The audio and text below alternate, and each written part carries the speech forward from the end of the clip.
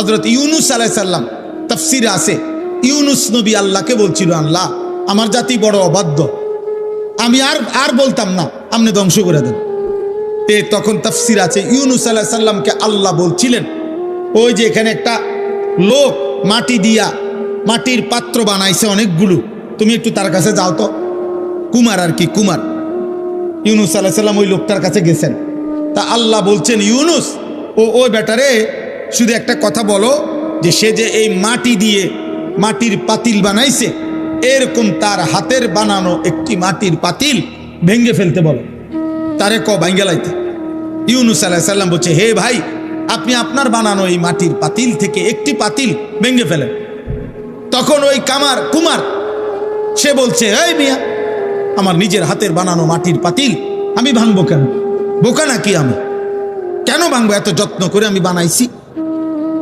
আল্লাহর কসম, ইউনুস আলাইহিস সালামকে আল্লাহ তাআলা তখন ডাক দিয়ে বললেন, ইউনুস, মাটির পাতিল যে বানায়, এমন এক মানুষ যদি এক সাধারণ মাটির পাতিল নিজের হাতে বানানো ভাঙতে না চায়, আমি যারে মায়ের পেটে 9 মাস রেখে নিজের হাতে সাজাইছিলাম, আমার দেওয়া চোখ নাক কান দিয়ে আমি বানাইছি যারে, আমার সেই বান্দাকে আমি কেমনে জাহান্নাম দিই?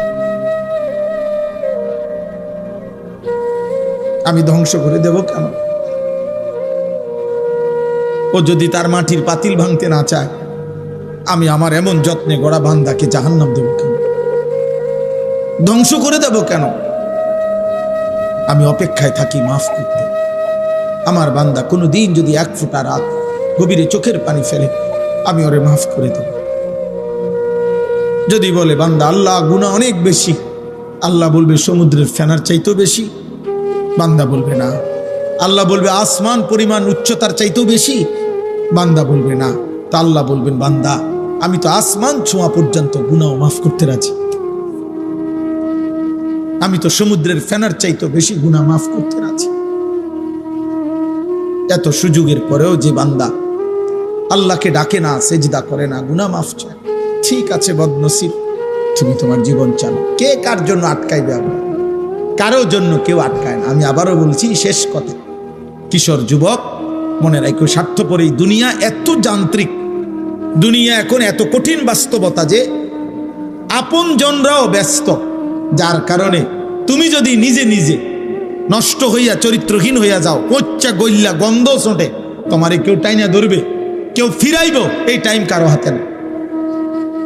আমার এই কথা এক ছেলে হলে বাস্তবতা বড় কঠিন এখন, কারণ মানুষের এখন